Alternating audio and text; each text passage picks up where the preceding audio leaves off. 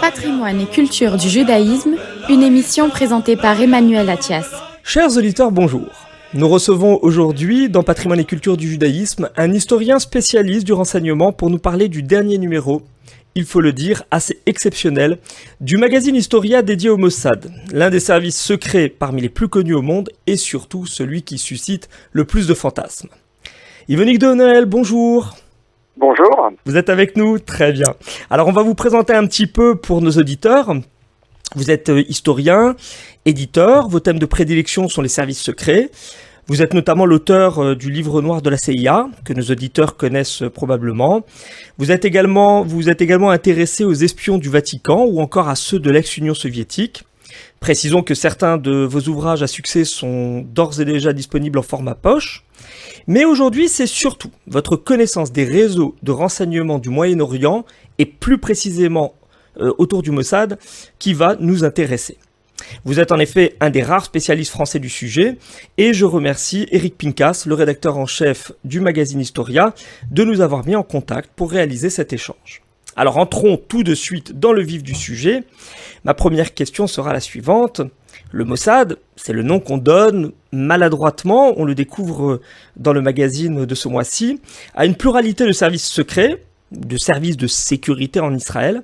Pourriez-vous commencer par nous décrire succinctement comment cela s'organise dans les faits et ces services secrets, quelles sont leurs attributions respectives? Alors effectivement, on a tendance parfois à confondre les différentes missions, les différentes attributions. Il y a 3 services de renseignement distincts, avec directions distinctes à chaque fois. Il y a d'abord un service de sécurité et de renseignement militaire, la MAN. Il y a ensuite un service de renseignement intérieur, le Shin Bet, qui a dans ses attributions notamment les territoires et la bande de Gaza, et donc qui avait dans ses attributions la surveillance du Hamas. Et puis il y a le Mossad qui est en charge du renseignement extérieur. Donc on reproduit en quelque sorte la structure qu'on a dans beaucoup de pays comme la France ou les États-Unis, avec des attributions distinctes. Et le Mossad, lui, à proprement parler, puisque c'est surtout sur ce service spécifique, le plus connu qu'on va discuter aujourd'hui, vraisemblablement, on apprend qu'il n'est pas né avec la création d'Israël en 1948. Il serait le résultat d'une longue réflexion et d'une histoire complexe. Est-ce que vous pourriez revenir en quelques étapes pour nous décrire la construction de ce service hautement spécialisé ? Alors effectivement, avant la naissance d'Israël, il y a donc une milice juive, la Haganah, qui est chargée notamment de protéger les Juifs et d'aider à leur immigration en Israël. Et au sein de cette Haganah, il y a un service de renseignement qui préfigure le Mossad, qui s'appelle le Shai. Et c'est d'ailleurs avec un certain nombre de membres du Shai que le Mossad va être constitué au départ. Il y en a d'autres qui vont intégrer le service de sécurité intérieure, le Shin Bet. Et bien évidemment, tout ça va se structurer et se professionnaliser petit à petit, puisqu'au départ, on était sur un fonctionnement extrêmement artisanal avec quelques dizaines de personnes. Alors vous avez signé un certain nombre d'articles donc dans la revue et je pensais connaître assez bien le sujet, mais je découvrais que l'une de ces premières structurations, alors c'était vraiment les prémices au moment de la Première Guerre mondiale, c'était en accord avec les troupes britanniques des manigances contre l'Empire ottoman et ce serait la préfiguration de cet ensemble de services de renseignement israéliens. Alors oui, en réalité, il y avait un jeu multiple, c'est-à-dire que ces fameuses milices ont pu un temps, et notamment pendant la Première Guerre mondiale, il y avait un tout petit groupe qui s'appelait le Nili, qui effectivement a collaboré avec les Britanniques contre l'Empire ottoman. Après, dans l'entre-deux-guerres, on arrive à une situation un petit peu différente où justement la Haganah va lutter un petit peu tous azimuts, et y compris contre le mandat, le protectorat britannique. Donc les choses sont un peu plus compliquées que ça. En réalité, les alliances sont mouvantes en fonction des objectifs poursuivis. Oui, évidemment, donc il se structure, mais toujours à la faveur d'un futur État d'Israël qui sort du vieux Yishuv pour constituer progressivement un État indépendant. Et ce jeu d'alliance permet de créer in fine, en 1948, le Mossad tel qu'on le connaît, ou 1949, parce qu'il aura fallu peut-être quelques mois pour se coordonner après la création de l'État d'Israël. Aujourd'hui, le Mossad, alors on trouve des chiffres mouvants, entre 6 000, 7 000, vous diriez, personnes qui contribuent à ce service de renseignement. 6 000 est un chiffre qu'on peut tenir pour fiable, c'est-à-dire on n'est pas en dessous de 6 000, et ça représente d'ailleurs une forte croissance. Lorsque j'ai commencé à travailler sur le sujet au début des années 2000, on parlait plutôt de 3 000 personnes, donc ce serait un doublement. Alors même si le service est relativement petit à l'échelle des grandes puissances de renseignement, ça représente quand même un effort budgétaire important, mais il y a eu souvent des augmentations budgétaires significatives. Donc 6 000 personnes, c'est à la fois petit et en même temps ça permet de faire pas mal de choses. Donc 6 000 personnes, on va dire que c'est une puissance moyenne du renseignement.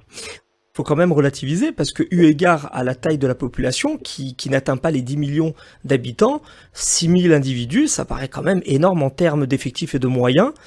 Comment vous expliquez ce doublement justement ? Tout simplement l'ensemble des menaces qui pèsent sur l'État d'Israël. Le Mossad fait partie, à côté de Tsahal et des autres services de renseignement, des piliers de la sécurité d'Israël, à tel point qu'effectivement la moindre défaillance peut avoir des conséquences extrêmement graves.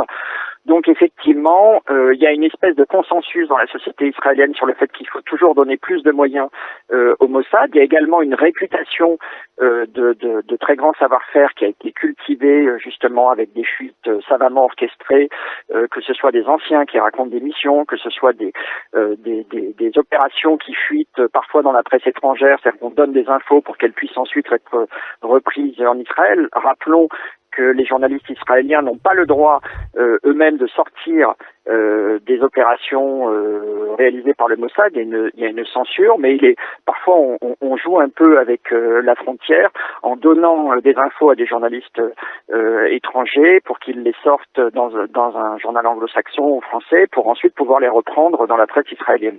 Je crois que justement c'est Isser Harel, un des premiers grands chefs du Mossad, qui avait expliqué que la médiatisation des opérations, même mineures, contribuait à la réputation, et que ça permettait justement d'effrayer l'ennemi. Et il y a une phrase, alors attendez, je vais essayer de la retrouver dans le magazine, que j'ai trouvé très intéressante. Il est écrit: la principale victoire du Mossad ne tient-elle pas justement dans ses absences, car même quand les services israéliens n'y sont pour rien dans un événement géopolitique d'ampleur, les ennemis de l'État juif, ses alliés et des pans entiers de l'opinion publique lui en attribuent la paternité dans un même élan paranoïaque ou admiratif. Et on cite dans l'article, l'écrivain Robert Mallet disait: le pouvoir qu'on vous prête, finalement on vous en donne. Donc c'est ça, c'est une surmédiatisation qui force l'admiration, alors qu'en réalité, les plus belles opérations ne sont peut-être pas communiquées. Est-ce que vous pourriez nous parler justement de l'une ou l'autre de ces opérations secrètes qui ont fuité, alors qu'en réalité Israël aurait aimé les garder plus secrètes? Alors, en réalité, celle qu'on veut vraiment garder secrète, le reste, parce que il y a à chaque fois un nombre très limité de personnes réellement impliquées qui le savent, qui peuvent en connaître, comme on dit chez les militaires. Donc, j'ai pu, dans mes discussions avec des anciens du Mossad, m'apercevoir qu'il y avait des choses qui effectivement ne sont jamais sorties et sur lesquelles on n'a pas de base factuelle suffisante pour écrire. Donc ensuite, beaucoup de choses sortent, et vous avez raison de le souligner, sortent à la fois dans le but d'impressionner et de dissuader les ennemis d'Israël, mais aussi à usage interne. C'est-à-dire qu'il s'agit de rassurer la population. On l'a vu récemment avec un certain nombre de frappes toutes récentes, leur très forte médiatisation et l'annonce qu'il y allait avoir en quelque sorte une nouvelle opération Tonnerre de Dieu pour éliminer les responsables du Hamas. Ça vise avant tout à rassurer les Israéliens qui sont encore sous le choc des attaques du mois d'octobre dernier. Donc, oui. Alors justement, cette opération Tonnerre de Dieu n'est pas sans rappeler une opération lancée par Golda Meir au début des années 70, Septembre Noir, pour venger la prise d'otages très meurtrière des JO de Munich, ce qui a marqué l'opinion publique mondiale. On se souvient, il y avait 11 athlètes qui avaient été assassinés, mais ça avait été retransmis dans les médias et tout le monde de manière haletante avait pu suivre les événements jusqu'au fiasco mené par l'armée allemande pour essayer de libérer ces athlètes israéliens. Et dans les, on va dire, 8-10 années qui ont suivi, Israël s'est lancé partout en Europe et au Moyen-Orient dans la traque des commanditaires et de ceux qui avaient pris part à cela, avec malheureusement aussi certains aléas et parfois des erreurs d'appréciation. Oui, alors effectivement, ça fait partie des grandes opérations dont on parle dans ce dossier. On a voulu balayer à la fois les grandes réussites de l'histoire du Mossad et également ses principaux échecs. Et cette opération, justement, cumule les deux. Donc effectivement, après le massacre des JO de 1972, il y a eu une volonté d'orienter très largement les ressources du Mossad pour repérer, traquer et éliminer les membres du commando et les responsables. Ça s'est étalé sur une dizaine d'années. Il y a eu alors là, justement, c'est un petit peu flou, mais on va dire qu'il y a eu entre 12 et 15 éliminations qui sont à peu près identifiées. Donc, on ne peut pas dire, à mon sens, que l'ensemble des membres du commando aient été éliminés, ou en tout cas, on garde un certain flou là-dessus. Donc, c'est globalement une opération extrêmement réussie, mais qui débouche aussi sur le fiasco de Lillehammer, où on a éliminé un peu trop vite, sur la base d'une identification incorrecte, un Palestinien qui n'avait rien à voir avec ce commando. Et il me semble que c'était un garçon de café qui avait été confondu avec le commanditaire principal, Salamé. Exactement. C'est ça, hein. La grande affaire de cette opération, au tonnerre de Dieu, c'était d'identifier et d'éliminer Ali Hassan Salamé, baptisé le Prince Rouge, qui était effectivement le cerveau de cette opération, qui était extrêmement discret, qui avait des relations aussi bien avec le KGB qu'avec la CIA, donc qui était une véritable anguille, très très difficile à attraper, et on a cru l'identifier. Mais les vérifications ont été mal faites et de fait ça s'est transformé en désastre, puisqu'en plus une grande partie de l'équipe du Mossad a été mise sous les verrous. Donc ça a été un scandale international. Il a fallu des années pour réussir à les faire libérer. Il a fallu indemniser la famille. Enfin ça fait partie justement de ces grands échecs, mais au sein d'une opération qui globalement elle a été réussie. Alors vous disiez justement que Salamé avait des liens, des accointances avec différents services de renseignement, probablement la CIA, le KGB. Quels sont justement les rapports de l'État hébreu et plus précisément du Mossad avec ces différents services de renseignement étrangers? Parce que là aussi, on découvre dans les différents articles qu'il y a eu des revirements, des basculements assez importants. Aussi bien avec la France, jusqu'en 1967, on peut dire que la France était plutôt un soutien du Mossad et a même aidé Israël à se doter de l'arme nucléaire. Il y a eu une période lors de laquelle l'Iran, qui aujourd'hui peut être considéré comme l'ennemi juré de l'État hébreu, transmettait des informations cruciales pour la sécurité d'Israël. Comment ça se déroule tout cela ?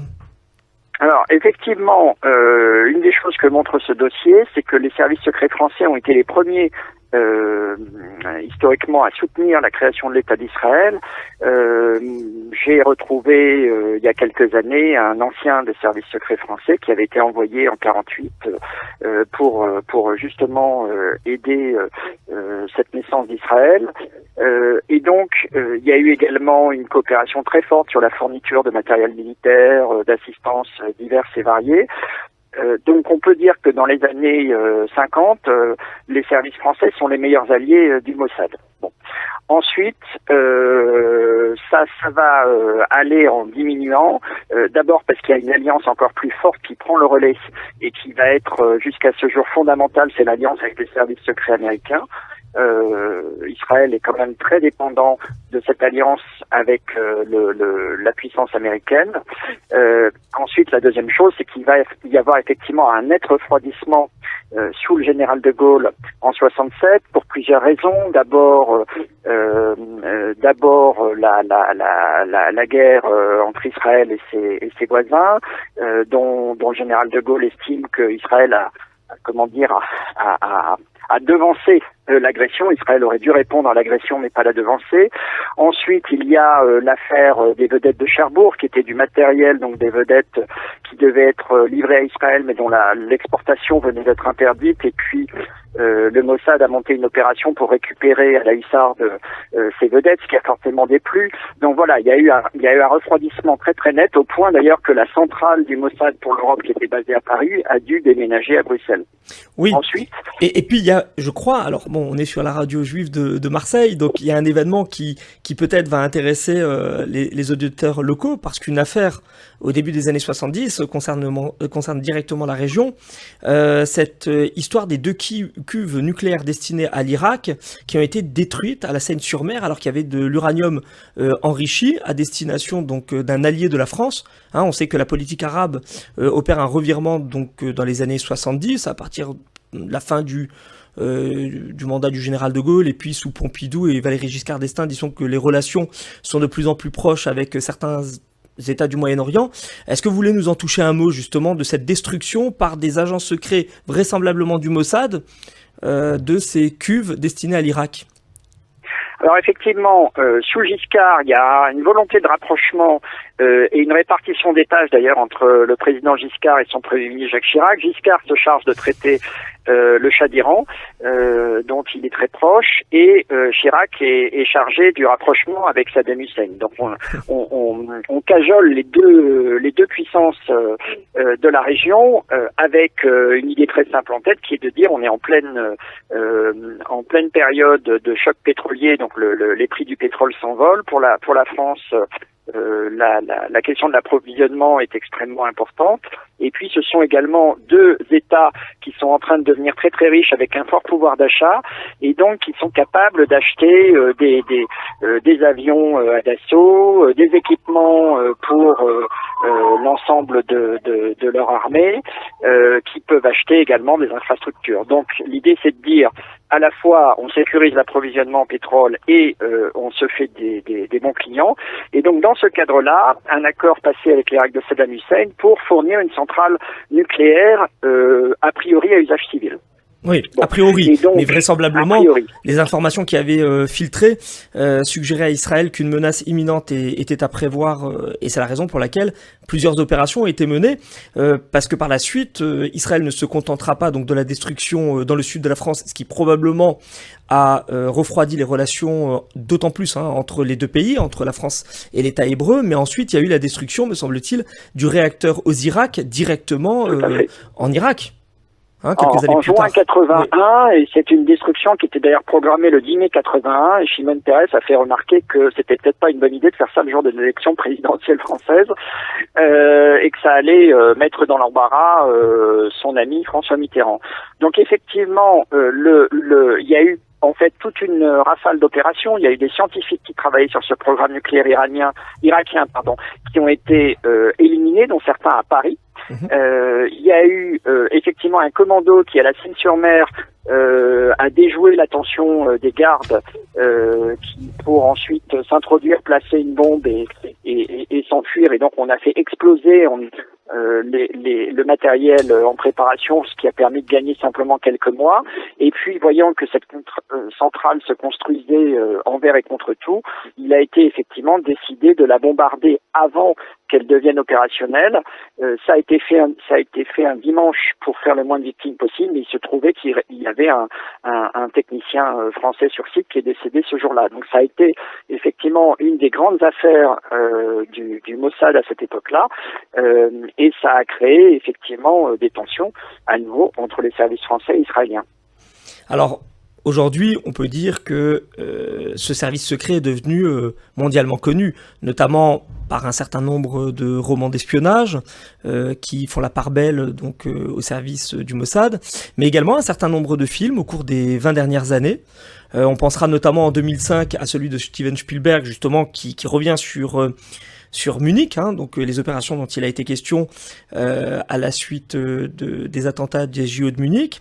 Mais on a également, plus récemment, l'excellente mini-série française The Spy, avec Sacha Baron Cohen, qui est basée sur la vie du célèbre espion israélien Eli Cohen. Et je rappelle à cet égard aux auditeurs que nous avions interviewé il y a quelques mois Valérie Pérez, au moment de la sortie de sa monographie sur le thème, et donc qu'on peut retrouver également le podcast sur la chaîne Patrimoine et Culture du Judaïsme.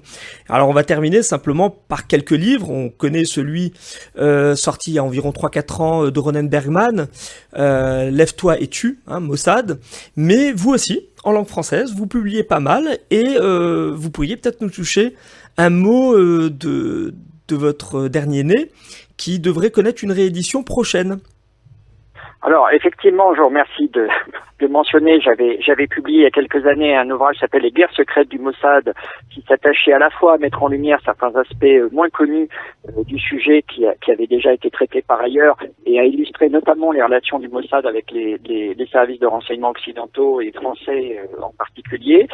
J'aimerais aussi mentionner les mémoires d'un grand ancien du Mossad, Rafi Eitan, bien sûr, intitulé J'ai capturé Eichmann. Alors les exploits de Rafi Eitan ne se limitent pas à la capture désormais légendaire d'Eichmann, mais c'est vrai que c'est un des grands moments de bravoure de ce livre, et ça permet aussi d'avoir des détails inédits qu'on ne connaissait pas sur cette opération. Mais l'intérêt de Rafi Eitan, c'est que vraiment il a participé à la naissance des services secrets d'Israël, aussi bien d'ailleurs le Shin Bet que le Mossad, et il est resté actif jusqu'aux années 80. Donc ses mémoires qui comprennent beaucoup de détails très précis sur l'ambiance, la façon de travailler des débuts, sont assez précieuses pour comprendre comment effectivement ces services se sont structurés. Écoutez, ça paraît vraiment passionnant, et on s'impatiente de lire cette revue, j'imagine, corrigée et augmentée. Peut-être qu'on pourra vous recevoir dans une prochaine émission, justement au moment de la reparution de ce livre. Elle est prévue pour quand ? Pour le mois d'avril, effectivement, je viens de rendre mon chapitre justement sur les événements de ces derniers mois, en essayant d'apporter des éclairages nouveaux. Eh ben, écoutez, on vous remercie Yvonique de Noël. On vous dit alors à très bientôt, si vous le voulez bien. Merci. Et puis, on rappelle donc aux éditeurs de Patrimoine et Culture du Judaïsme que le podcast de cette émission pourra être retrouvé sur la chaîne Patrimoine et Culture du Judaïsme sur YouTube, et également sur le site de Radio JM. Voilà, on vous remercie. À très bientôt. Au revoir. Merci à vous. Au revoir. Patrimoine et Culture du Judaïsme, une émission présentée par Emmanuel Attias.